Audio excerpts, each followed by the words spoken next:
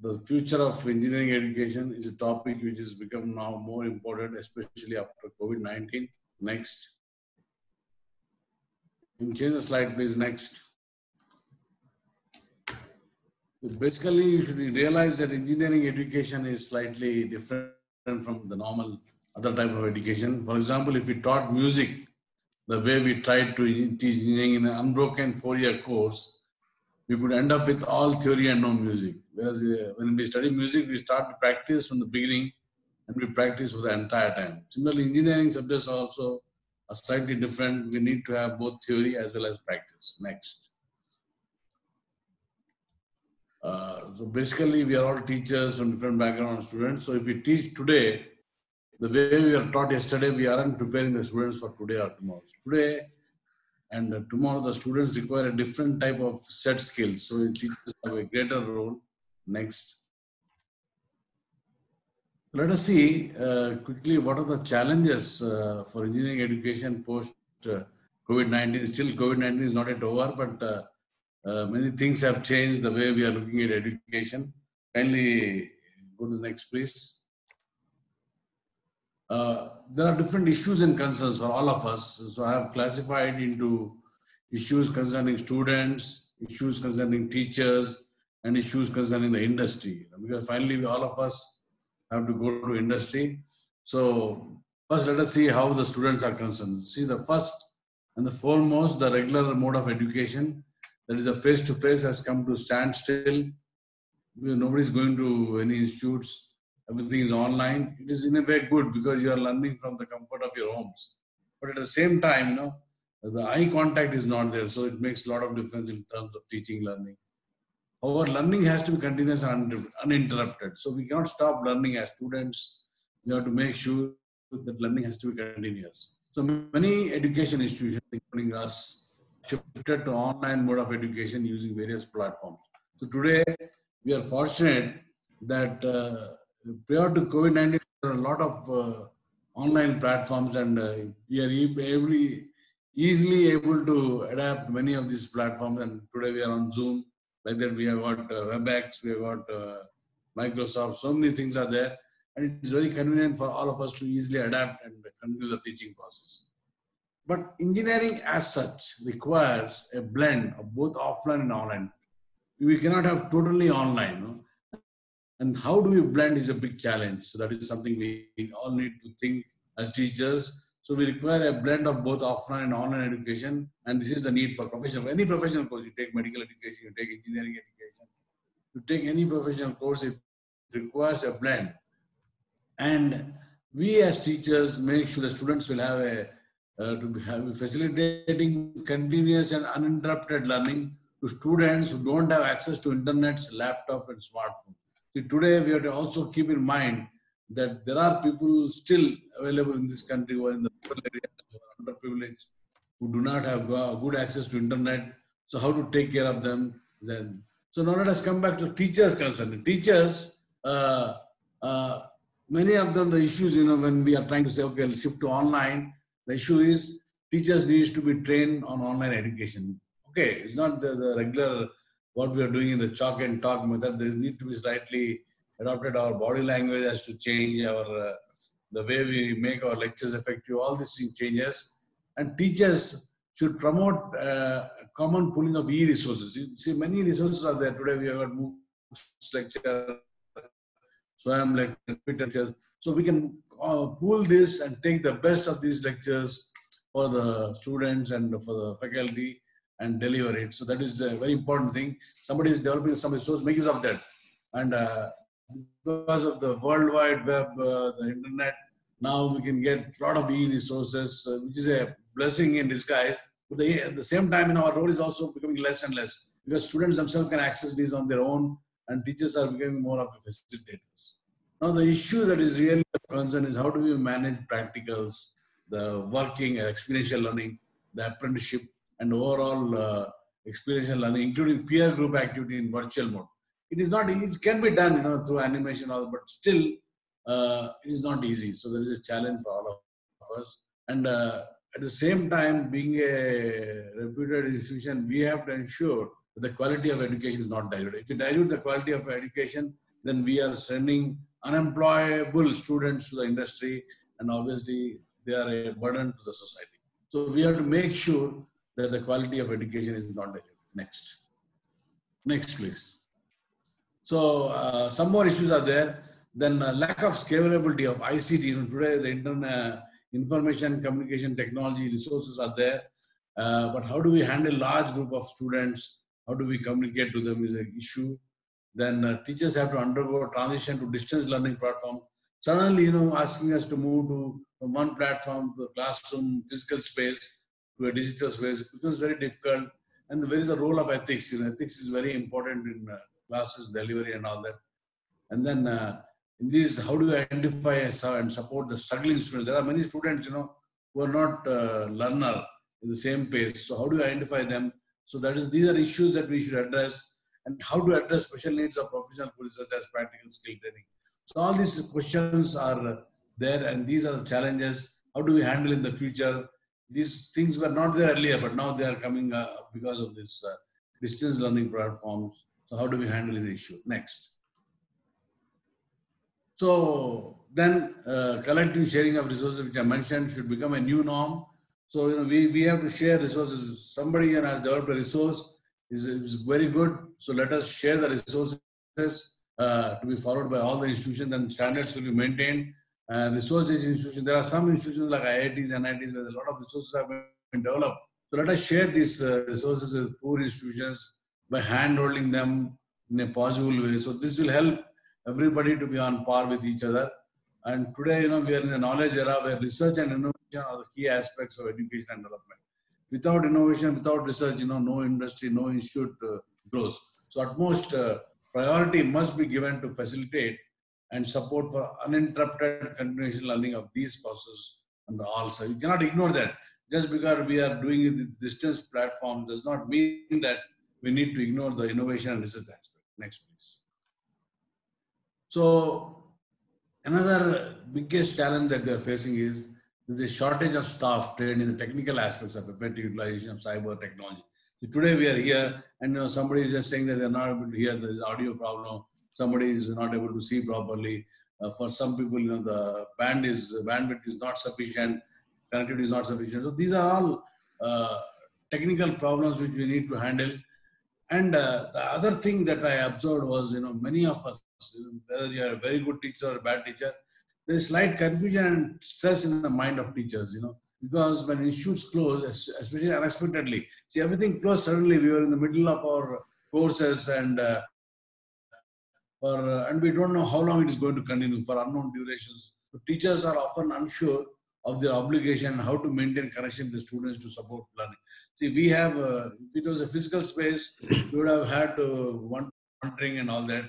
We would have been in contact, but now we don't know which student, what is doing, whether there are many people who are actually there in the screen, but they may not be paying attention. So all these things are issues which bothers a lot of us. Next, please. Next. Yeah. So as a teacher, we should feel long-term comfort with the quality of instruction they are delivering to students. So we should make sure, when we are delivering a lecture, that the quality is not affected, and teacher should feel comfortable with the method of delivery. So right now, sitting in a house, we are not comfortable. Otherwise, I would have, if I had a clear eye contact, I would have been more comfortable. I can understand, I can study, I can feel here whether the student is able to understand. Can I give more examples? So it's not as close as what we are accustomed to in the chalk and talk in the physical space. Unless we feel happy that student is really able to understand what we are saying, it doesn't make sense to teach, because this is very important. Next. Next, please. Yeah. Coming to the industry. So we finished the students' concerns. We finished the concerns of the teachers, the issues faced by teachers. And let us come to industry. The industry also has got a lot of issues. There is always an ever-growing schism between industry and academia. Industry and academia are separating. There is a lot of gap between theory and practice. Industries are not happy with the products, and they feel that, and during this online period, there is not enough opportunities for practical and experiential resource access to students. Everybody is not getting the same access, same amount of information. So there's a differential learning prior. These are the things. And majority of the students who are coming out are unemployable. They're not fit to be taken directly. They need to be trained and all these things. So this is a concern. So there is a huge gap between what is taught and what is practiced. Many times we have seen, in fact, in industry, many times what they do, they would have never learned in the classroom. So we are wasting 4 years of full time and not teaching them the skills that is actually required in the industry. For example, today automation has replaced many of the activities that we are doing in the lab. Some of our curriculum, still we have got old experiments, which do not make so much sense. So the automation has to be brought in and all these things. So the challenge that industry is, please bridge the gap between the theory and practice so that, your students will become more relevant to the industry. So that is a challenge being faced by the industry. Many times industry people come and complain. We have held several meetings with FICCI, CIA, and every time they come up with the same issue. Your students are there, but they are not fulfilling our aspirations and needs. Next, please. So just I was just showing this is a picture. What is taught and what is actually learned, there is a lot of gap. And there is something called as a formal curriculum, which is defined in the booklets. And this is hidden curriculum that student has to learn himself. So this is something which is a challenge for all of us. So we need to see that these circuits overlap each other, not they're apart. Next, please. So today, the students, the young students, if you want to teach them, then the people need skills and experience for jobs of the future. What are the jobs of the future? 70% of the young people currently who are entering the workforce in jobs, whether it's the automobile industry or a manufacturing industry or a production industry or a construction site, automation is something which is really coming. And the earlier entry-level roles for young people are totally disappearing. So there's a lot of change in the option. Next, please. So many of the industries say that we take the students and then we have to train them, and every time so we lose a lot of time. 60% of the students are being trained in jobs that will be radically changed by automation. Everything is automation. Today we have got artificial intelligence, Internet of Things, machine learning, blockchain technology. So this is totally transforming the way we are actually using the students for the industry, the way the students are employed in the industry. I don't know how many of you are opposite to really visit the industry. You see a car manufacturing, a lot of automation has come. So we have to make sure that our teaching is in tune with that. Next, please. So this is just a survey which was conducted very recently in 2020. And they said that shortfall and surplus of labor by 2020 in different countries. And they have predicted that US will have a shortfall of minus 17 million. China, Japan, Russia, UK, whom we consider are very, very good. They all have a deficit in the labor sector, whereas India, which is the highest 47. So what it means is, we will be pumping our students to these countries for jobs and all that. So we have to make our students worthwhile for the jobs abroad. So our education has to go totally different way, not what we are teaching regularly now. So there is a lot to be done as far as the future of engineering education is concerned in this country. We are producing almost 47 million and there's a deficit. Yes, everybody will get jobs, but they need to be trained, they need to be employable. That is next, please. So, please understand that today industries also have gone a lot of rapid changes. And what is very important in this particular side is if you see the time taken. For example, one of the first thing was agricultural revolution. Then industrial revolution came. It took almost 8,000 years to move from agricultural revolution to industrial revolution. Then the electricity came. That is like it took 120 years after industrial revolution. Then the moon landing took after 90 years. Then the World Wide Web, 22 years. See, the time is reducing from 8,000 became 120 to 90, and then 22. And then from World Wide Web to artificial intelligence and data networks, it's just taken 9 years. So the technology is changing very, very fast. And it is our responsibility of education institutions to make sure the students are on par with the industry 4.0. So we have to now adopt education 4.0. That is a challenge that the industry has thrown onto us. Next, please. And one very, very important thing is that there are 6 drivers of change in the workplace, and that is the industry. There are 6 major changes. First is, people are living longer, extreme longevity is there. And then the number of smart machines have, number of smart machine has also increased. So tech can augment and extend our own capabilities. So we are being facilitated by technologies, robots and other things. And today, computational world has come into picture, which is increasing in sensors and processors, making the world a programmable system. Everything can be programmed actually and monitored. So, but we need to be trained for it. And then today there's a new media ecology, new communication tools, new communication tools, and then which require media literacies beyond text. Then there is social technologies, superstructure organization, like where social technologies drive new forms of production and value creation. And there's a globally connected world. And today, whatever is happening in one part of the world can easily be observed in the other part of the world. And the global divide has the global boundaries are totally vanished. So working from everywhere is something which is very, very important and can be done very easily. Okay. So these are the changes in the workplace. So we have to adapt our teaching to suit these changes. Next, please. So the role of teachers from industry 4.0, we have to create education 4.0. When I say education 4.0, let me clarify what I mean by that.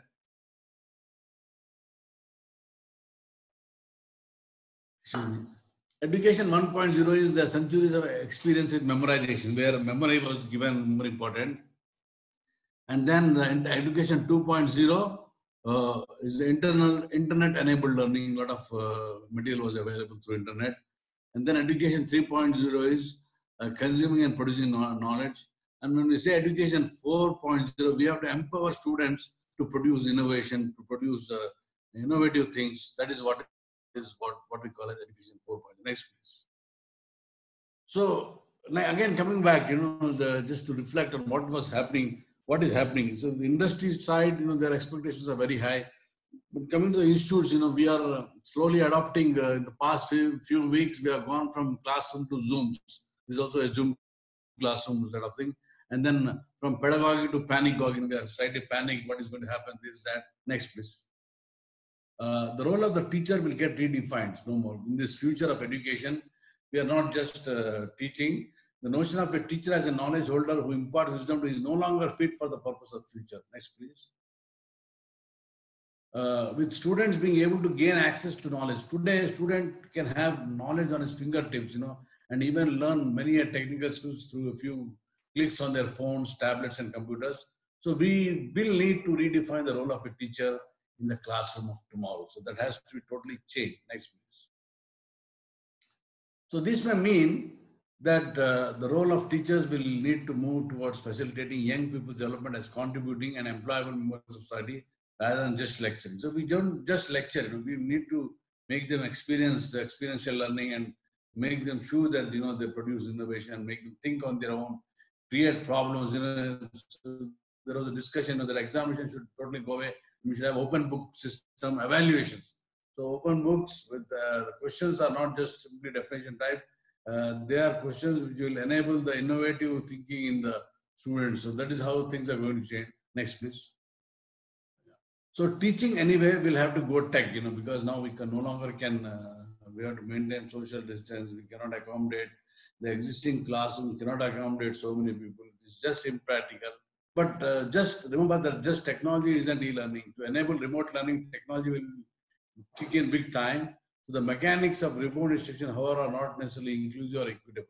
So when I'm teaching, when I don't realize, how many people are really able to grasp my subject, how many are not able to on your path. So there is a gap, a huge gap, and how do we do that is a challenge. Next, please. Next, please. Yeah. So remote instruction requires that students have access to both capable computing technology and reliable internet service, which cannot be carried, especially in our country. We also have a problem of electricity being a shortage sometimes, especially in summers. So which is not unfortunately always guaranteed in India, for the Indian context. So that is again a challenge for us. And so how we have to do this is something we have to figure out. uninterrupted learning is, and that is something which we have to think and do. The governments have to do it. Next. Yes, may I ask you that sound is okay? Others, co-host Yeah. may say. Can you change the slide, please? Yes, sir. Sir, It's okay. sir, it's okay. It's Okay. okay. Then also Zoom deployment in itself isn't going to equal learning. There will be need to do more. Technology will definitely enrich teaching, by providing videos, is that. But for that, teachers and technologists both will have to persevere, to work very hard and innovate.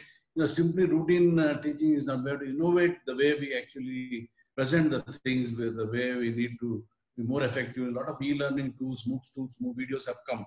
But then, physical presence is totally different. How to make it more effective? We have to think, we have to persevere, we have to innovate. That is very, very important. Next. Next, please. Next. Yeah. So, quickly, what I told. So, industry 4.0 require education 4.0. So, when we say education 4.0, that means the student should be able to learn anywhere, anytime, sitting in his home. He can do anywhere, anytime, and it will be personal, because some students have very good IQ, some students have less IQ. So I cannot be everybody on the same. So the teaching will be more personal. There will be flexible delivery. The timings can be flexible. The contents can be flexible. And then there will be no longer teachers. There will be peers and mentors. And the question will move from why and where, not what and how. So see the way the things are changing in the internet world. And then practical application is something. And then we have to use projects, modulars. And anybody who does, students will own the project. And then finally we have the last one is the thing. And then, so go to the previous slide, yeah. So what we are seeing in the future of education, the trends are changing. There will be 9 trends, and there will be, the same figure, I put it in words, a diverse time and place is something. So anyway, then personalized learning. So it will be person to person, a free choice. Students can choose any courses which they are interested. Now already the concept of choice and all things has come. Choice-based learning system, then project-based. So we can learning by doing something, and then applied experience, so practical experience, data interpretation. The exams will change completely, and student ownership of projects, whatever, is very, very, and mentoring will become more important. So let us see how. So multiple options was there. Now that will become, we have to create curriculum with a lot of ways to learn the same content. So same content can be learned in different ways. Then the multiple content density levels will be there. So how do we do it? So we have to create curriculum with lots of levels to allow learners to go deep into the subject. Similarly, multiple time constraint options are there. So we have to create curriculum that can command at any time. So these are commands at any time. So the time is not a thing, and you can start somewhere in the middle and then go ahead. Where? So multiple location options. So see today in this, I see more than about 1,400 people have registered. Right now about 335 are on the screen, Zoom. They're all participating. So multiple locations. They're from multiple locations. Somebody is in AP, somebody is in Telangana, somebody is in somewhere. Of course, they're all from India. So we have to create curriculum that can be consumed anywhere. So it should be a curriculum which is not local, which can be a sort of a national pan-India level. And then there should be multiple perspectives. So our curriculum should also change with lots of perspectives to address the needs of different users, learners. There are different needs in different areas. So our curriculum should be able to. So these are the challenges that is going to happen in the future of engineering. Next, please. So basically, you have to build the 4 eyes. We call it eyes. So you have to imbibe from different sources. That means if we just have a routine way of just telling them, no, the data have to be optimum. So boredom sets in easily for today's students. So for as a teacher, there's a need to infuse excitement and from visual and annual. Even in my presentation, if you have just text, you get bored. So therefore, we introduce figures and animations, then we can become movies more interesting. So this is how it is to be done. We have to use multiple sources for getting the information data. The internet is our best experience. for films and experience. And we have to change the material sources from year after year, keeping the curriculum. See, please note that today no longer the curriculum is static. It's a dynamic process, and every year it has to be changed. It has to be continuously updated. So that is something which we need to. So the first one is imbibe from different sources. Next, please. Iterate through fun, you know. So we have to make the students more interested. So we have to gamify the tests, run them as competitions. So then instead of hackathons like that, and then subject championships as teams, evaluate through year, then redefine assignments as challenges where more and more elements of knowledge can be synthesized. Next, please. And then interpret. So imbibe, innovate, interpret. So form student teams. It's a team learning, group learning, and you open-ended projects involving sports or other avenues. For example, while teaching economic basis, let students do a project of valuation models. So like that, we have to think of innovative ways of teaching and learning so that they start to understand the concept, the innovative aspects involved with the subject. So that is something very difficult, but yes, we have to think. Otherwise, it's a challenge for all of us. Next, please. And then innovate. We have to go cross-discipline. Today, advances in one discipline is directly relevant in some other. So interdisciplinary, interdepartmental, interdisciplinary works are something which we all is very, very important for all of us. Next, please. So if you just see how a typical learning, teaching learning process is there, simply if you just one-way lecture, then if you just read on yourself, there's only 10% learning. If you hear somebody, 20%. If you view pictures, 30%. If you actually watch moving pictures, there will be 40%. If you watch demonstration, there will be 50%. If you teach the activity, you know, then 70% understanding is there. And if you actually simulate the activity, 90%. And if you actually participate, that's what we call as experience, 100% learning is there. So how much do we remember? Verbal learning is just the first part, and then the visual learning and the action. This is a pyramid which is very, very important for all of us. So let us see the other pyramid, inverted one. Next, please. Next, yeah. So just by what it means is simply by lecturing, you will be able to retain only 5%. Students will be able to retain only 5%. Retention is very, very less, only lecture than reading, maybe 10%. Audio visual 20%, demonstration 30%, discussion 50%, practice 75%, and other ways teach others 90% like that. So if you do it yourself, then 100%. This is how the same thing is said in a different way. Next, please. So now the ICTs have taken over, and see, and next, please. Go on clicking, please. Okay, this is a kindly click continuously. So now we have go previous, yeah. So we have tech innovation, knowledge-based economy, and skill demand. So we have got effective learning from anywhere, anytime. Then we have got learning for all. So anybody can learn, and at any time. There is no time restriction. You know, today in India, it is 5 o'clock. Somewhere else, it is morning. Somewhere else, it is midnight. So like this. So time has no this one. Then anywhere. So this is how the information communication technology has totally changed the way we teach our students. Next, please. And then we have new tools in education. No longer the Blackboard, but we have the Google, and then the Firefox, the browsers, Chrome, and all that. And the Facebook. In fact, many people are doing also Facebook. There's many social sites, and then we have what Skypes. We've got Twitters, Google sites to get a lot of information. So information, there is an explosion of information in the internet. Any field, anywhere you want. Only thing we have to make it use appropriate. We have to synthesize it properly. We have to focus on important things and try to learn what is more important. Yeah, next, please. Then, so what happened? What are the challenges that we are facing as a teacher in this ICT? You know, today, a massive increase in ICT usage after this COVID. Almost we require 1.2 billion personal computers, and at a given time, you know, 1.6 plus billion internet users are there, including shared and mobile access. So the speed of internet has to go up very, very high.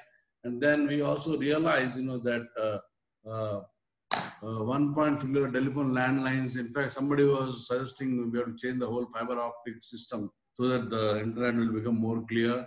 and then 2.4 billion TV sets and 2.4 billion radios are required, 5 billion cell phones and over 2 billion text messages are there. So this is going to have a major impact in the industry also, and it is going to actually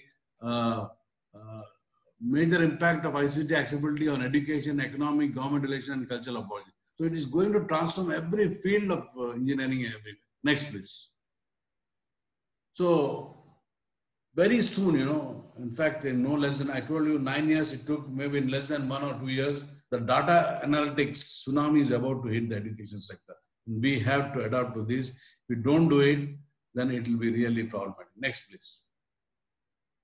So, what is going to happen? The future of e-learning, let us see.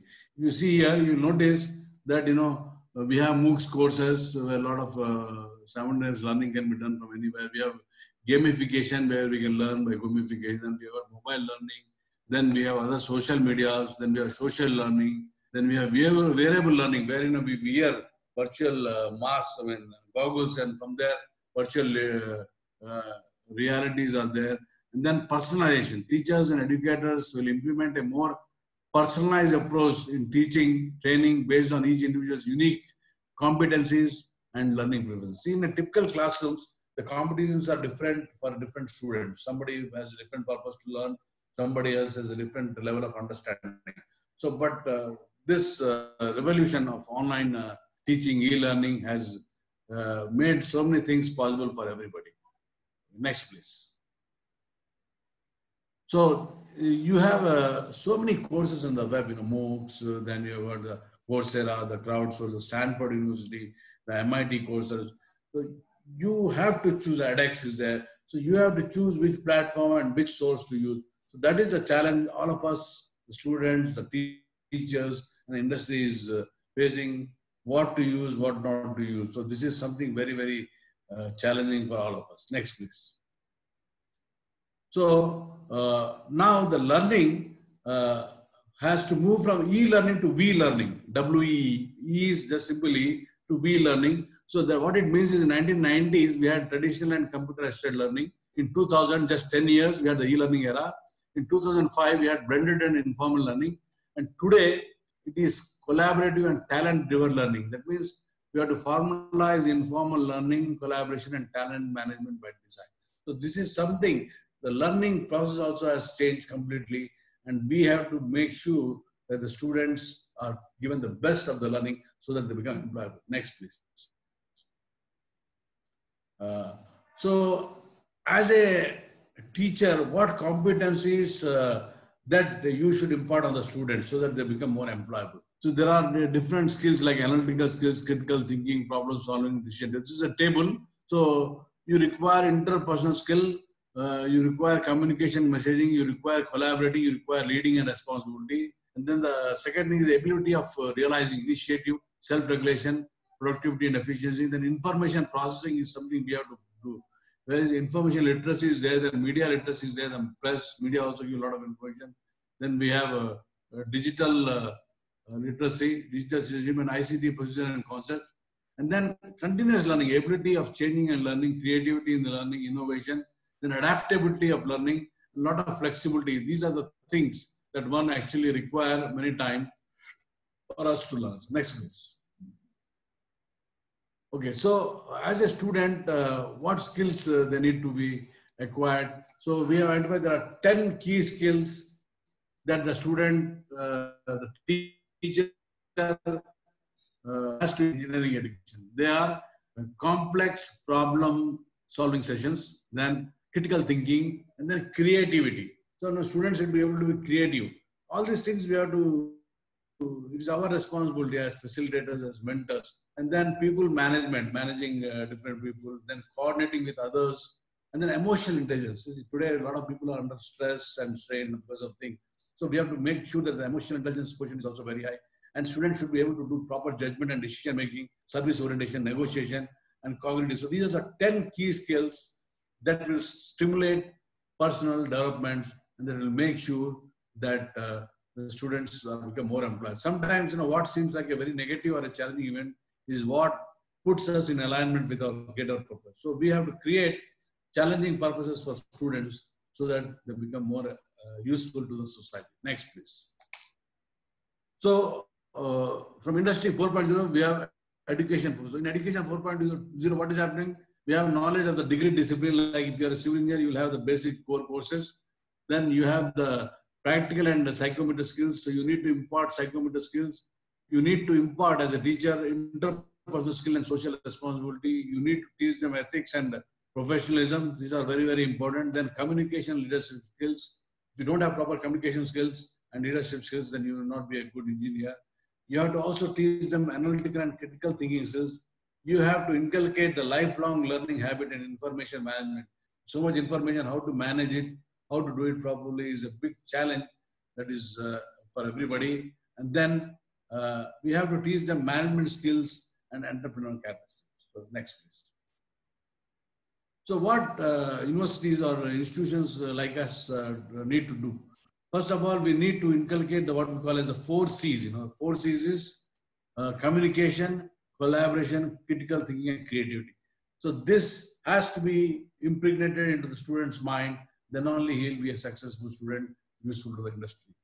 And then make programming and ICT education a compulsory subject, irrespective of whatever discipline he is, whether he's a biotechnologist, whether he's a civil engineer, or he's a computer engineer, or electrical engineer. ICT education is a compulsory subject, so they know the skills and all that. Similarly, we have to develop educational content in collaboration with industry. See, this is very, very important because industry also, a lot of automation has taken place. So therefore, we have to develop the curriculum. I was showing where I have about 6 steps of curriculum development. So we have to develop educational content in collaboration with industry. So we have to reform content and methodology of education by digital. See, what is happening is there are some fields, which are changing very rapidly, especially the electronics, the circuit branches. Technology is so rapid, and what we teach in the classroom becomes very soon obsolete, and they don't become relevant in the industry. Similarly, we have to create new business trends through reform of higher education. So in the industry 4.0, we have to collaborate with government, industry, and university research. So unless so that is what we call as education 4.0. Next, please. So let us, this is my last slide. So if you are imparted with all of these, finally what is going to happen? The future of jobs in India, the future of education you have seen now, what are the future of jobs in India? So the rapid pace of technological change will undoubtedly transform the future of jobs in India. Students today need to be empowered towards futuristic technologies. Irrespective of your basic domain, you need to know like technologies in blockchain, artificial intelligence, data science, cloud computing, cyber security, and IoT, and through technology. Yeah, next, please. I think there's a video, and after this, I can. Please play the video. Office is dead. In a lockdown, it's illegal to open them. So companies are realizing, wow, I don't need an office. I don't need to pay $1 million in rent when all my employees can work from home. Google and Facebook just announced that all their employees do not need to come to an office until 2021. Jobs. Many jobs can be done remotely. You just need the internet. So when COVID-19 hit, millions of people drove out of New York back to their homes to be with their family. They realized, why do I need to pay $2,000 a month for a small apartment just to live in a big city? Yes, cities. They will not be the same. People are realizing they don't like the traffic, the noise, and the pollution. They can work next to very exciting nature. So, in the future, millions of people will immigrate from cities to farms, to beaches, to small towns. And that means New York City, New Delhi, and every other major city will not be the same after COVID-19. For one, they will have a lot less traffic. Talent. This is the most exciting part. If you don't need to be in the office, then Google can hire you wherever you are in the world. Which means if you are a genius living in Indonesia or Iceland or Zimbabwe, Google will hire you right from your bedroom. You just need to have talent. You don't need a US visa. You don't need to immigrate. You don't need to relocate. You don't need to go to the office. In fact, last month, I hired 3 people without ever meeting them in person. It was all done online. This is why COVID-19 will be around for 100 years. The virus will disappear, but its effects will be around for a long time. Once we realize our jobs can be done remotely, we will not want to be stuck in traffic paying $2,000 for a small apartment just to get to an office. COVID-19 is a global tragedy, but it's a historic one, and it will change our lives, our jobs, our offices, and our countries forever, which means this is the time to finally get a stronger Wi-Fi. See you next week.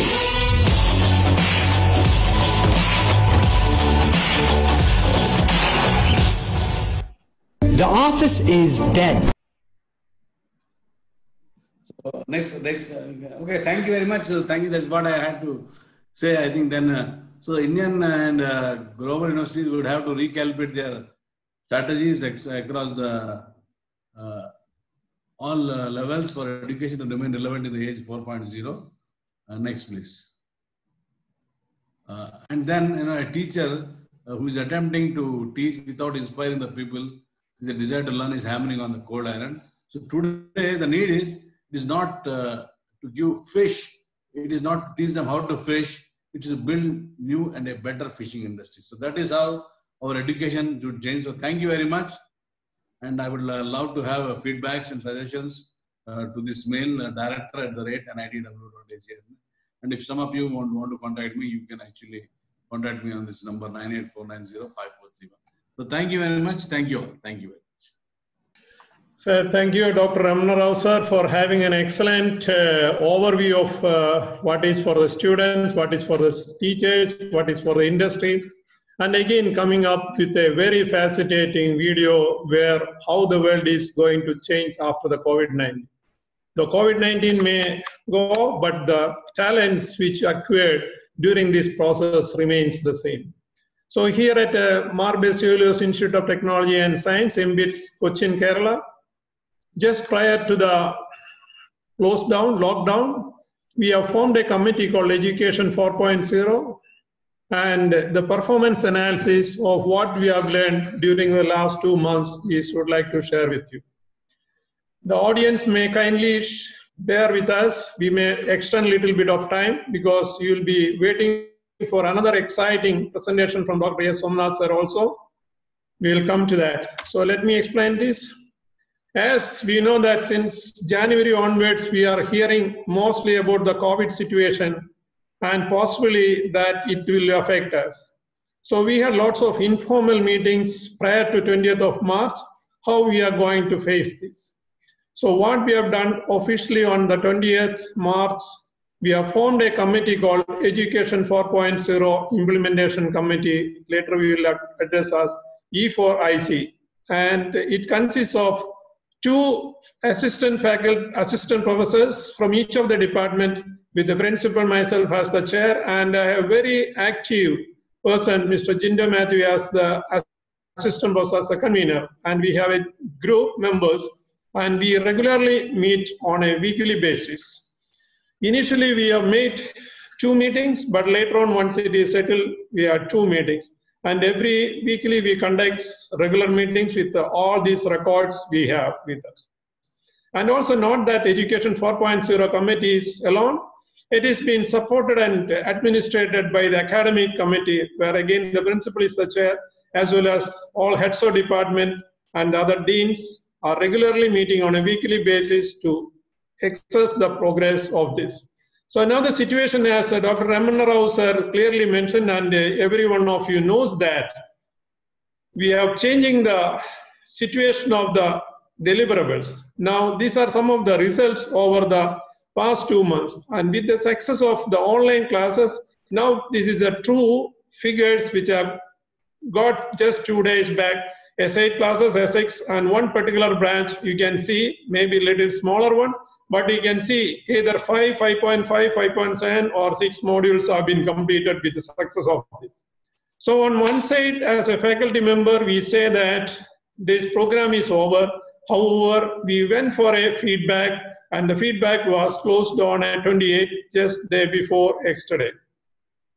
So now the branch-wise 1,802 samples data was collected from the BTech students.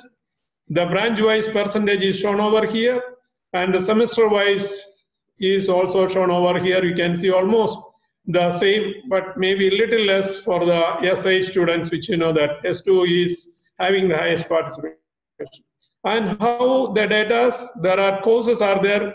Every course is mapped into this in the structured way, and also every faculties are also addressing this.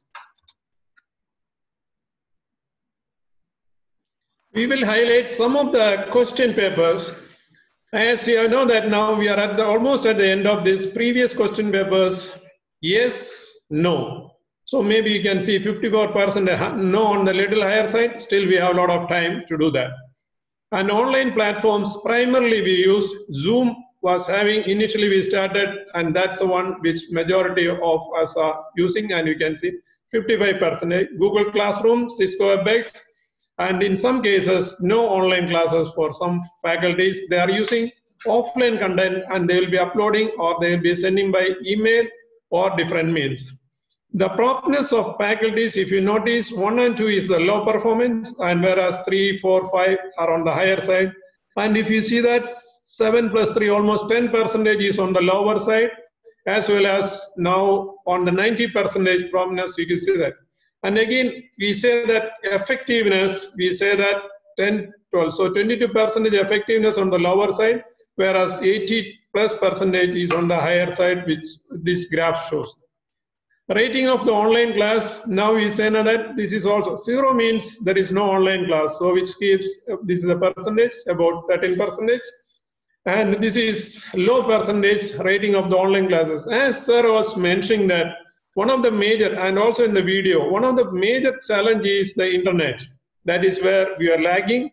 So some of the reasons, and also we have other difficulties also and other challenges also. Now 13 plus 7, almost 20% on the online classes rating less, and the rest on the higher side. We will take 3, 4, 5 as some more on the higher side. And the course material which was provided, 7 plus 11% of the students are not happy, whereas 89% of the students are happy about this. Clarity of the faculties, we see that 6 plus 4, 10%, and the rest over here. Speed of the presentation, if you say slow, fast, about right. About right, you can see 85% is almost saying that it is about right. Now voicing in the opinion, now these are the figures, again on the higher side, assignment and homework. This is about this, class preferences. Now you can see that online only, this is a minor percentage was talking, whereas offline class 31% was recommending. I would expect that one reason is the network connectivity. Other reason could be some more additional challenges from the faculty members of improvement, as well as the students themselves are not tuned to this, the way of this, so they are not.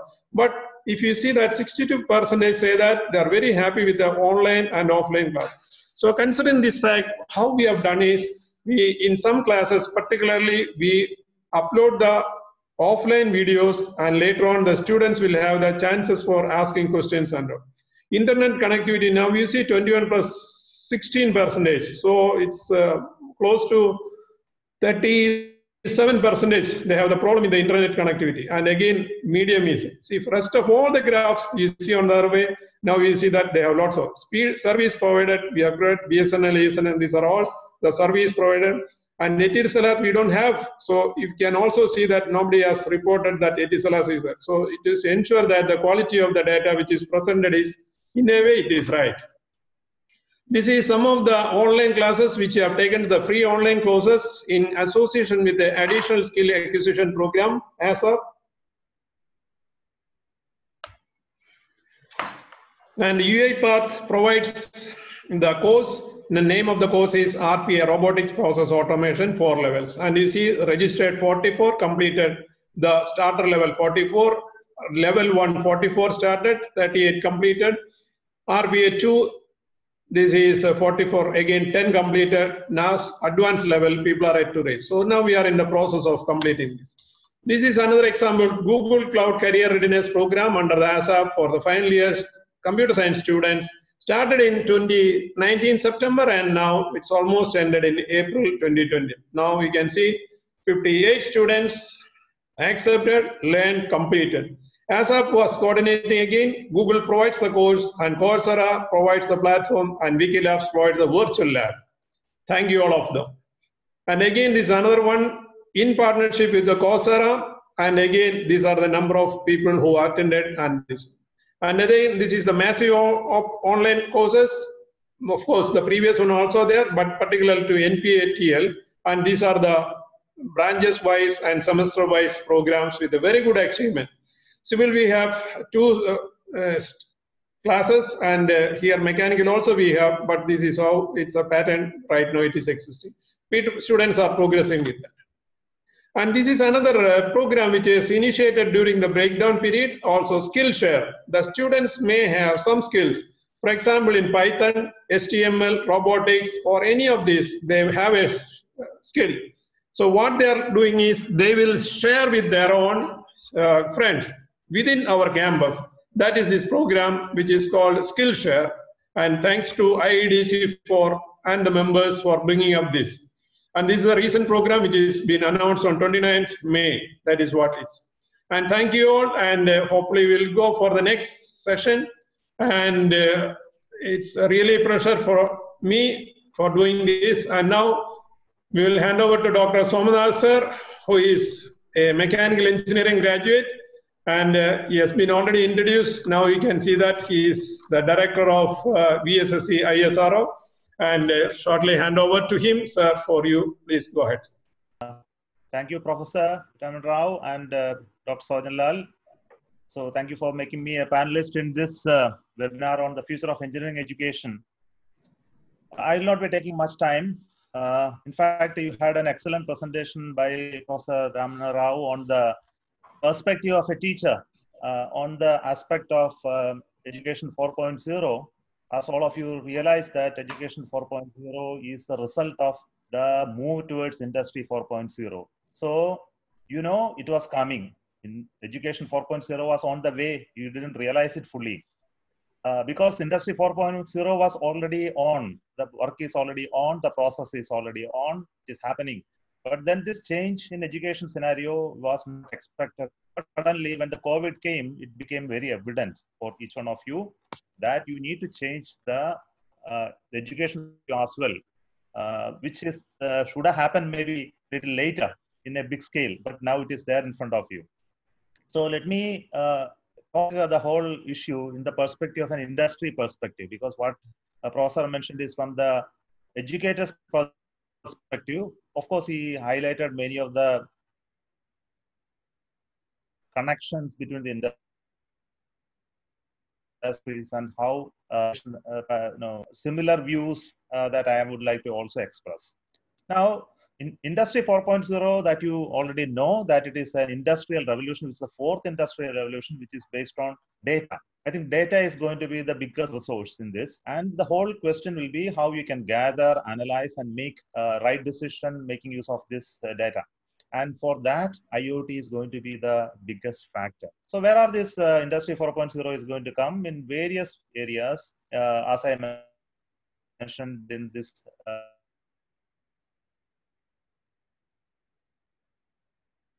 the slide, which includes manufacturing, production, utilization, entertainment, data analysis, and in all of them, this Industry 4.0 impact is going to happen.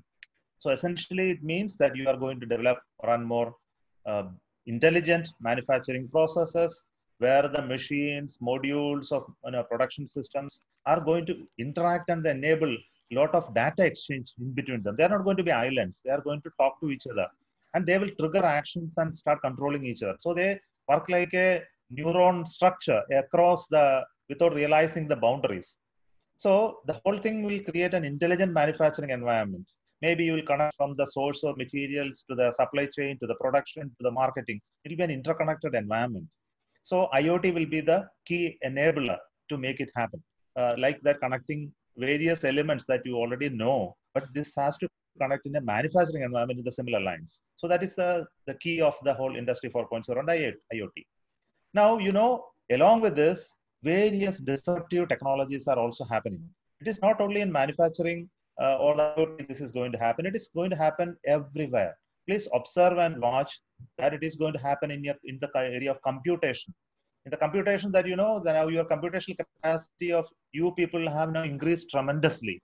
Earlier you had some computer, big computer, then came laptop. Now you have mobiles which has almost the same computational capacity. Slowly, this computer is going to enter within you. You are going to be the computer after some time. You won't realize that you will be an integrated to the computer, and you will be augmented with the capability of the compute power of the machines to make analysis and take decisions, etc. And the whole analysis part will happen within you. So I only use the word called mind computer. Of course, mind computer has its own connotations and the connections. But then this is what is going to happen. It is also going to happen in entertainment. Entertainment segment is a very, very huge business segment where you have various modes of entertainment. I'm not going to explain because my time is limited. It is also going to happen in locomotion. Your automobiles, your trains, your aircrafts. In fact, space people are talking about that we will enable space transportation system for people to move from one continent to another. While their same capability will exist you to move to Mars and Moon. Artificial intelligence is going to change everything. It is already there in front of you. I have a slide to talk about it later. Virtual reality is another area where that you are going to have this as a very important tool in the topic that we are going to discuss today. Medicine and disease control. In the genomics area, huge amount of work is being done. Though the corona remains as a challenge in front of us, all of us know that we thought that we will find vaccination for it. But it is fundamentally a folly to think like that. In fact, the ability to understand the virus has been tremendous, actually. Even before the disease spread out, its full genomic part is well known. It was never possible in the earlier times. So, but then, of course, as the virus is a different type of system, finding a medicine for it is something that is very elusive. But what is really going to happen is medical knowledge and disease control and immortality, reaching ages much above 100. All these are something that is going to be one of the important activity and business opportunity. Language and the type of learning that you are happening in other areas, not only in engineering, fine arts, languages, etc. This is actually going to change in drastic way with the introduction of artificial intelligence. In fact, learning so many languages itself will become irrelevant because it is very easy to convert from one language to another in a seamless manner, and even talk to another person of a different language without even realizing those language barriers. Knowledge and education, of course, is going to change, which we are discussing significantly. Professor Ramana Rao has already discussed. Nanotechnology is something that is a very important engineering area where it is going to change everything. Energy use, and also the concept of wealth is also going to change. The money, the assets, the concept of even nation is going to change. I think these are some of those changes that is going to happen along with it. In fact, as already told in the earlier presentation, this is a sort of a nutshell which I am putting, which is actually the knowledge and education sector is going to be with these three keywords we can represent. It is going to be personalized, it will be a collaboration, informalization. Is the three important pillars on which the new education scenario is going to evolve. It will be such a way that it can learn from anywhere. The classrooms will be reimagined, as I already mentioned and explained to you. It will be more of peer-to-peer learning. We will also understand how digitally credit people who go through the educational system, and the whole learning will be adaptive. And all educational institutions as MBITS, it will become an openness, will become the hallmark of the institution. And we will become a flatter hierarchy. The whole, teachers and the professors hierarchical system in the whole education institution itself will break down. And there will be an open knowledge exchange. And we will have to start recognizing people who are even acquiring knowledge through or skills through informal means. See, today, unless you have a degree certificate through the formal means, you will not recognize as a qualification. Now this thing is going to change. Our informal certificates are already very much in reckoning. So basically, learning will change, and in a phase of our life to a lifelong learning, on-demand learning will be the essential part, as already discussed, because I am not going to describe more. But the summary is that the user experience for learning will become more conversational. It is not going to be just one direction, as we are doing today. Even in this Zoom, I am just speaking, but it can no longer be like this in the future. It will be a blend of learning and doing together. How do we really do that is something, a great challenge that is in front of us. But let me tell you that artificial intelligence and machine learning is going to control much of your life in the days to come, even for teaching and education. I only summarize very, very minimal points in this context. For example, the image processing and natural language processing. These two of those capabilities of AI is already changing the scenario of business and industries in a very big way. Two I mentioned is about the image processing, the facial recognition, identification, navigation techniques. And in the natural language processing, it includes commanding to do things, as well as learning processes. You can request and get it. And even language learning is something that is drastically changing.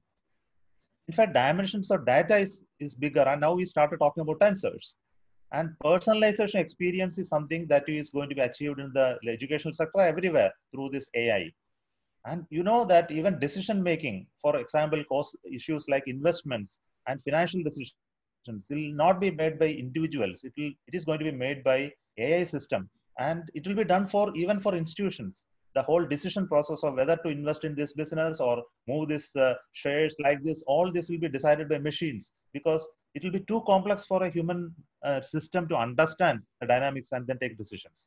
And robotic process automation, as I mentioned, is already known to you. And the biggest challenge in this AI is going to be how to prepare the data which is already available and it is suitable for AI to be using it. So this is the biggest challenge, and on this, a lot of work need to be done. So finally, I want to tell you, in AI will recognize all of you, but we will not recognize AI because it is going to be so pervasive that you will not see that it is there around you. So one of the topic that is already discussed is the job. I want to tell you that don't think that all of the job can be done from home. Work from home is not for everybody. Work from home is for some people. But there will be a lot of jobs that we need to do out of your home. That will continue because there is industries that is going to be there. People who are going to do labor. But what will happen is many of those jobs which you think that you will not vanish will actually vanish. For example, the jobs like drivers, many of the service providers, etc., will vanish. Though the intelligent work of the IT-enabled people are still going to continue, but I am not going to those details, but if you go through the much of the studies done, you will understand around 30% of the current jobs may remain because they are required in the upfront, but much of the jobs are going to be replaced by a new set of skills and new set of people. So this is another important aspect that all the students need to realize and then align their learning part to it. Now, let me conclude in my comment on this topic. See that we have had a bigger challenge in aligning this education 4.0 in changing times of this COVID, as well as the emergence of industry 4.0. So originally we had a Gurukula system of education where the teacher comes to you and learns, teaches you very personalized learning to the students. No, they know each other and they understand them and they teach them. And then came the classrooms and the formal learning where we don't know each other, but still certain level of knowledge is there and it goes to a formal system. This is how you have to learn from first standard to 10th standard and engineering. Nobody told that it is the right way. But in the informal learning, all these barriers are going to break down. We have still not understood that we have to break this, the whole arrangement. Still, we have to go through the conventional form of education and then learn the skills and become an engineer. This is what we are thinking. Maybe in another 5 to 10 years, I am sure this itself is going to break down. So today we are now familiar with only virtual classrooms and the remote e-based learning. That's all we are discussing. Of course, let us limit only within that much awareness that we have on it. But now we will soon going to understand something which I am speaking today, lectures. That is going to be relevant. I think the lectures will be plenty available. It will be, you can simply get it whenever you want. And effective multimedia usage in a teaching scenario is something that is to be evolved. course, a lot of people are working on it. You know, many of the apps that has made an inroads into the business. I think that will have to be innovated upon. Content creation has already been discussed, that how to create a good content and share. Creating more TV channels, I don't know whether it is going to be the right solution to handle this case. The issue going to be the interest of students have to be kept high during a talk like this. How do we really guarantee that? In a classroom, of course, you have an eye-to-eye contact and you know some way to understand this. It is something that is going to be different. And finally, some of the points are skill acquisition. In a classroom of this nature, in the education 4.0, skill transmission is something very important. As has already been told, unless you become collaborator and participator, the skill transfer will not be effective. And evaluation process is another big challenge. Some of the topics are already addressed. And process of job and selection process for somebody to fit for one particular job is also a new paradigm has to be created. I think these are some of the questions that comes to my mind when I participated in this program. Thank you so much for giving this opportunity. Thank you, Somanath sir, and it was a wonderful presentation, and your briefing was good. And let's over to Susanna or Chingu for any questions.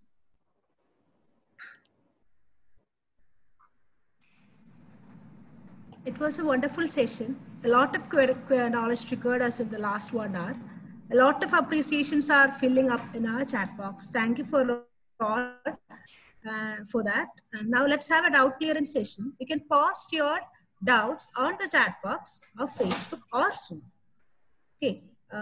One question that raised in the chat box was how best we can implement e-learning phase so that students from rural areas can also compete to the trending technology in our engineering institutions. You want me to answer that? Okay, sir, please go ahead. Yeah. See, basically, the e-learning technologies, some of these resources are already available in the internet. The biggest issue is the bandwidth. You know, if you have good bandwidth from anywhere, any place, you can actually access this, and this is going to make the way the learning is going on. Because today, our government of India itself has courses like Swayam, MOOC, Swayam Prabha, and then we have NPTEL courses developed by renowned IIT professors and all that. So definitely, this is going to change the way learning is going to happen, even in rural areas. But first and foremost, they should have enough bandwidth to download the thing, or otherwise they should download the course and then to copy. If a mail is coming, then definitely you have access to all this. Thank you. Thank you, sir.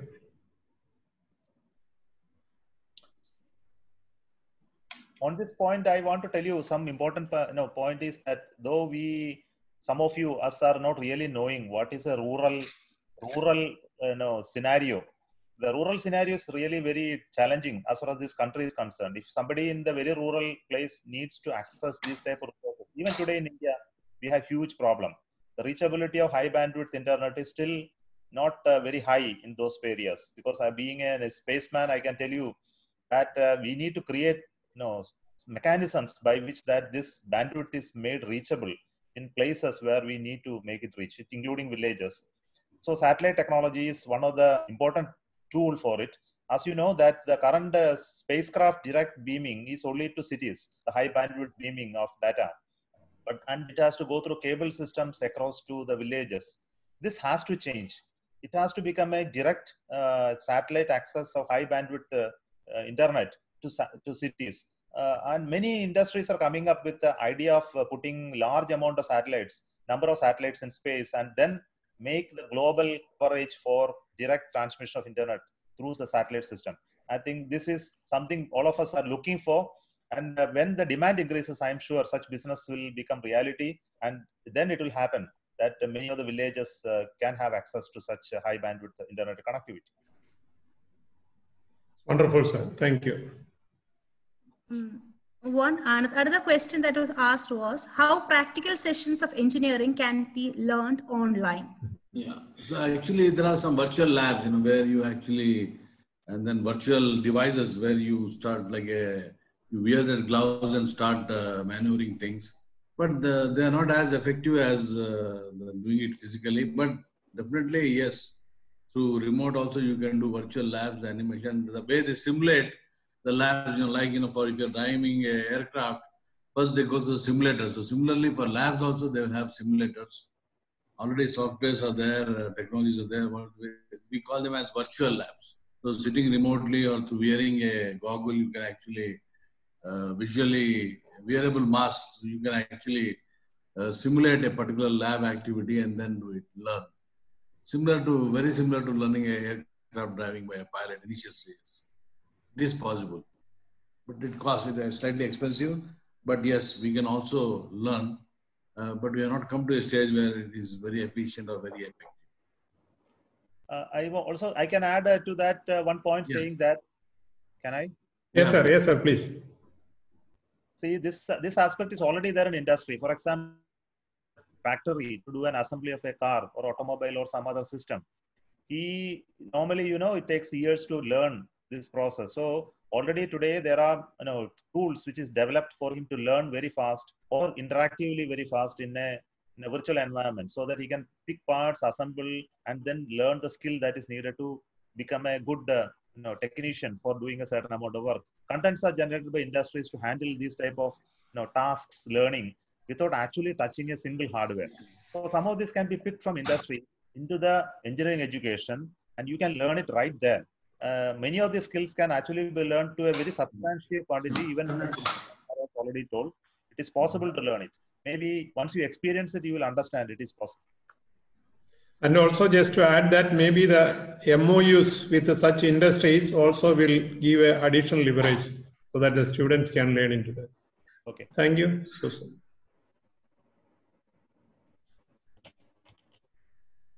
Another question is, when considering to mechanical, electrical, etc., such hardware engineering, how can we give the hardware skills to students in such a scenario?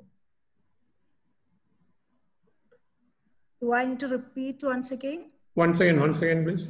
When considering to mechanical, electrical, and such hardware engineering courses, how can we give the hardware skills to students in this scenario? This is very similar to the previous question. Yes. Gap, but yes, you need to be simulated through videos, through simulations, virtual labs. That is how it is to be done.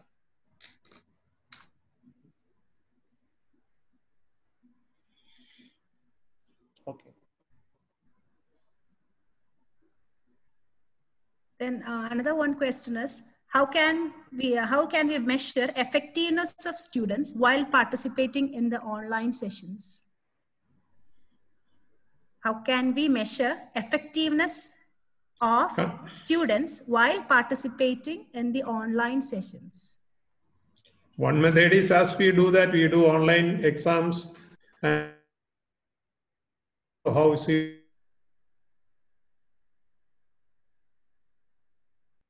periods you can give, and then you take the feedback, value it. That is one way of doing. So maybe another assignments you can give and see that how the effectiveness of teaching has happened from this. Anything else, Ramana Rao? Yeah, in fact, this is a very interesting question, because there is a technology somewhere they have used. They have used artificial intelligence to actually see how the students are responding, their body language, the type of questions they're asking. So depending on that, they can actually assess the IQ levels of a particular student. Asking a particular type of question, then you can assess how much he has understood. Or you ask a particular question in the class and you see how he responds. There are different ways of evaluating. So if you don't, then of course the feedback is there. Feedback is one mechanism. Second thing is the technology will come where we can actually assess, but online assessment is right now is the only thing that is done to actually assess. In a normal classroom, what you do, you just you can do similar things here. There's no much difference. Anything, sir? Somanath sir would like to add or anything? No, I don't have a on-hand experience of that. Okay. Over to Susanna, please.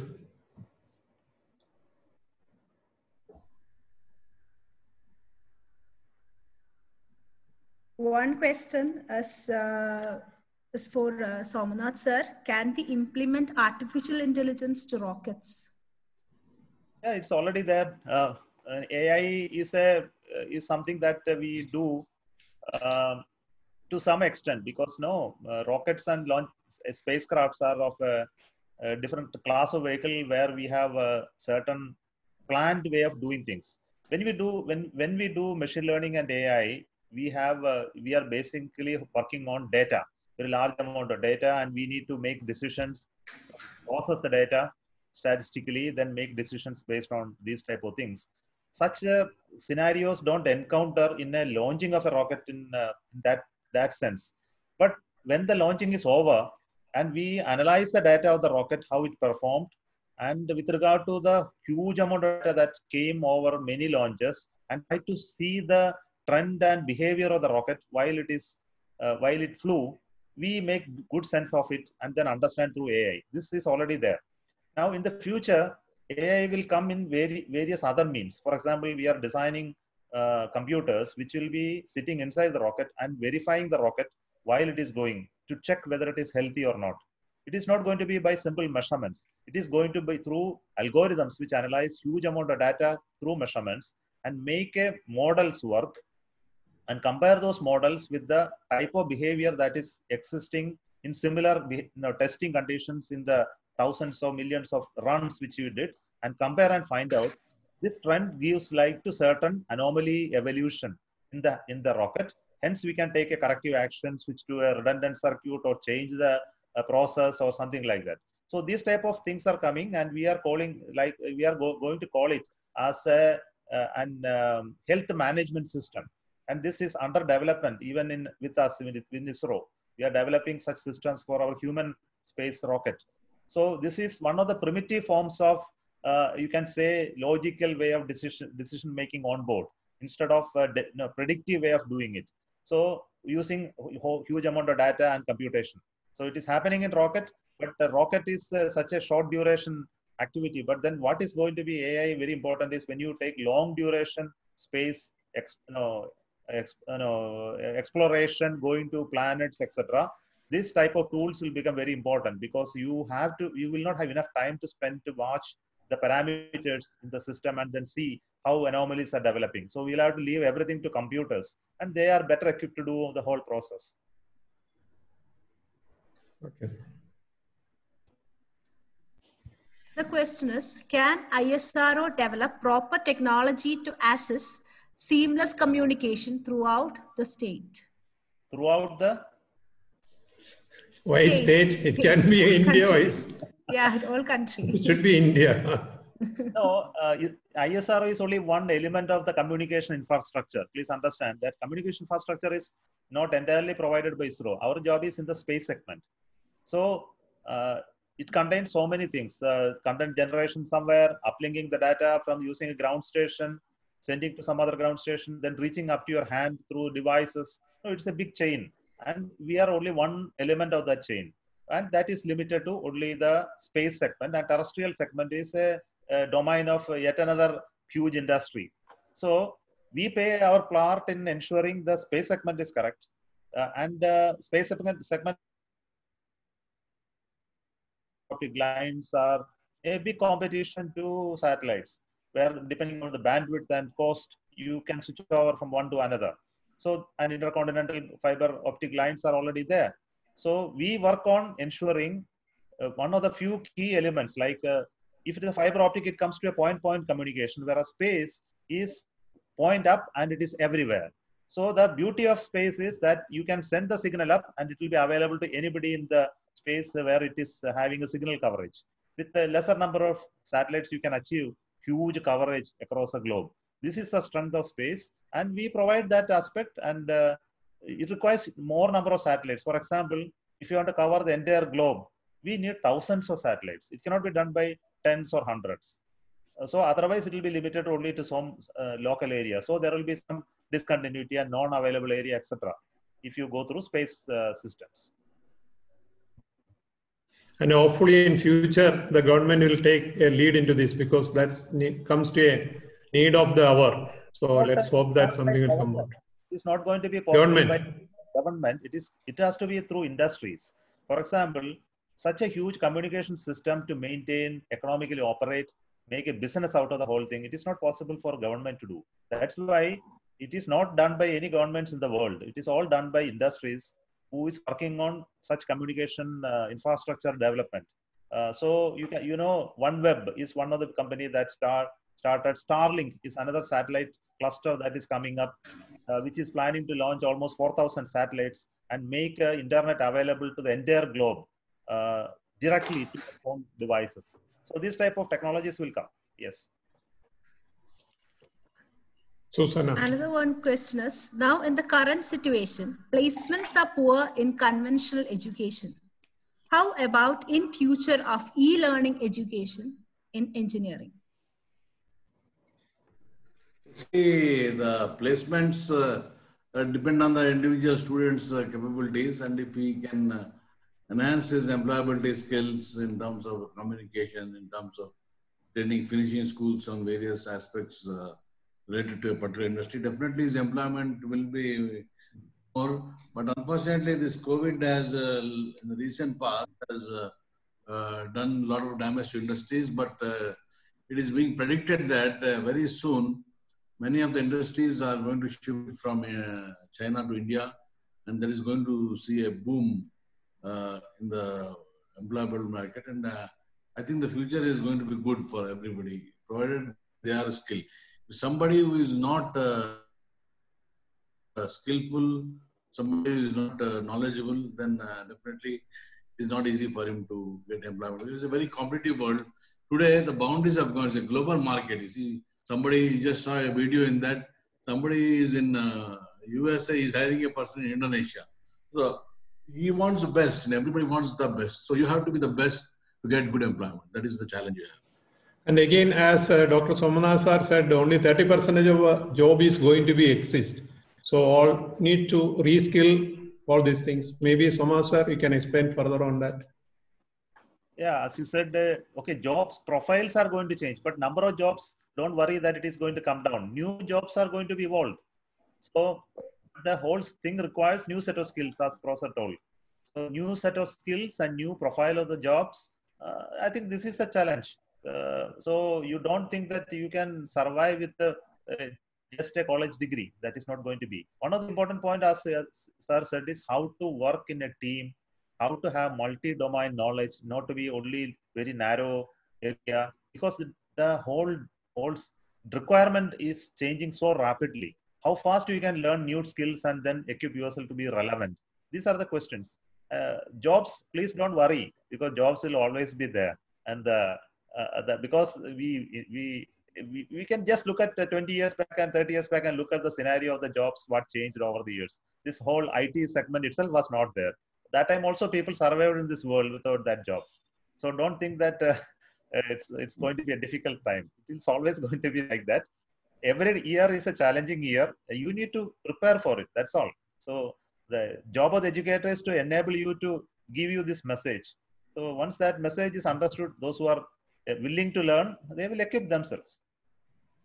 So the students and as well as the faculty is encouraged to extract additional knowledge also, so that the faculty members learn the additional skills, because a faculty member particularly who joins at the age of 25 and stay there for up to age of 55 or 60, they also need to have additional skills, and definitely that will also help for the students. And the students also over a period of time, they will get, and again, other than our curriculum, they can learn at least 30 to 40% of things from other areas. And again, your internship particularly, that will also be help for this. Please, I always tell engineering students one point. Even if you may be one engineer of one branch, please forget that you have a compartment way of learning. That is over. If you are a mechanical engineer, if you don't know civil engineering, if you don't know computer science, if you don't know a little bit of electronics, there is no possibility of survival. I think the PWD type of jobs are over. Where once you take a degree, that you can forget about and get a job, you can forget about it. But PW unfortunately will still continue to be there around because governments need such people. But that is not going to be the profile of the jobs that is going to be charming and useful to you. All those PWD job will become such non-lucrative in no short time. Please wait and watch. And again, thank you so much, sir. I've been working in industry for about 21 years and I've noticed that this multi-skilling is extremely essential. So all the students, faculty members, please make sure that when you start the project, at least have an interdisciplinary project so that the students start learning. Minimum of 2 branches, or if you can have a batch of 6 students, 2 from one branch, so 2 another, so 3 or 4 branches together doing this. So that sort of things will happen. And again, a mechanical engineer goes to a place, he has to invariably do something on the electrical side, but not that every time an electrical engineer will be there. So all the faculty members, all the students, that make sure that you do join projects interdisciplinary and be ready for our future. Thank you. So we have 2 more queries. One is, during ISRO, does ISRO offer internships to engineering graduates? Does ISRO offer internships to engineering graduates? Yeah, it is there, but then we cannot take so much. So we have a constraint of opportunity here. Because of that, we are very limited. If you come with a good academic credentials, then we consider teamwork, team projects in graduate level, and mostly we like only masters people coming here and doing projects because of the long duration available, and they can learn sufficient time and produce some good result.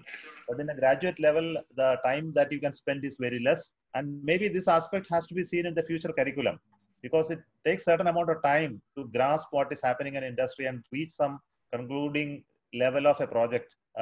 Otherwise, very short duration projects is of no use in an industry. Maybe after some time, this may become an essential requirement in learning. Maybe 1 year type of project in a graduating level may become a requirement. And I'm sure it is some moves like that are happening. So when it is happening, ISRO will be willing to give certain number of slots, not very large, because our job is very much focused. Okay, so thank you, sir. So they're asking whether ISRO is promoting virtual internships. Virtual. Not started. Maybe it's a good idea. We will think about it. Okay, so good.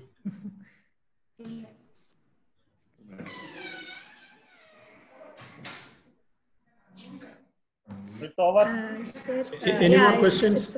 No. I think it's time is also up. So it's really very interesting. Initially, we planned for 1 hour, 10 minutes or like that. But again, it's a very, participants also been very interactive. And later on also, if you have any questions, you can post later on, and also we will try to address as far as possible. And again, this live telecast is already recorded, and we will be posting in our MBITS YouTube channel also. So those who missed or anything, you can also see that later also.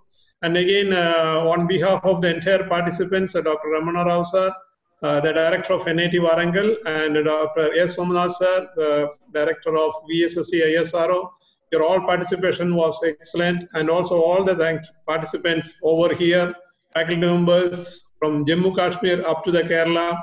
And again, all my team members, particularly this is planned within almost 10 days time. We planned all these things and making the connectivity and all the team members. And also I was very happy that whatever programs I shared, the slides I shared, is because of the tremendous contribution from ETSO department, faculty members, deans, and E4IC committee members.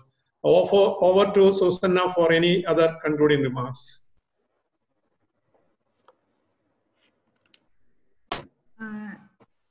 There are a lot of appreciations coming in the chat box. All are saying that it was a very informative session, and they're all thanking Dr. Ramana Rao sir and Somanath sir, also our principal, Dr. Sojan Lal sir, for organizing such a wonderful session. I think we can conclude with it. Thank you.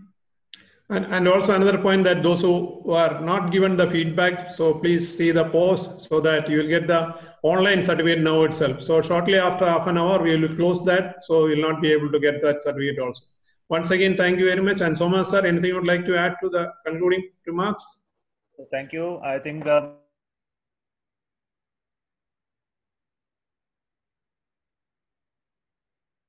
specifically Professor Ramana Rao for the insight into education 4.0. He has touched the various facets of this learning process, and I can tell you that he has almost everything, every area which I was also trying to learn has been happening. In fact, this is also learning for me, though I am not in the educational sector. I am in the industry sector, dealing with the fresh recruits who are coming to this industry and knowing what type of traits they need to have to handle type of job. So that is the topic which I was trying to understand and then tell. So thank you for giving me this opportunity. It is a wonderful initiative from MBITS. So keep up with your work in your institution, and really happy to see that it is becoming more and more effective. Maybe a little later time you will show it is much more effective. So you are changing with the times, it indicates. So thank you very much, and let it. I'm hopeful that it will benefit all of you in some way or the other to understand the trend. And the message that you need to only take from this whole program is only to understand the trend and orient yourself to handle this. Thank you so much. Thank you, sir, and it's wonderful, and we will come up with this. I think Ramana Rao sir in the office was busy, I think, so nothing else more than that. Once again, thank you all of you.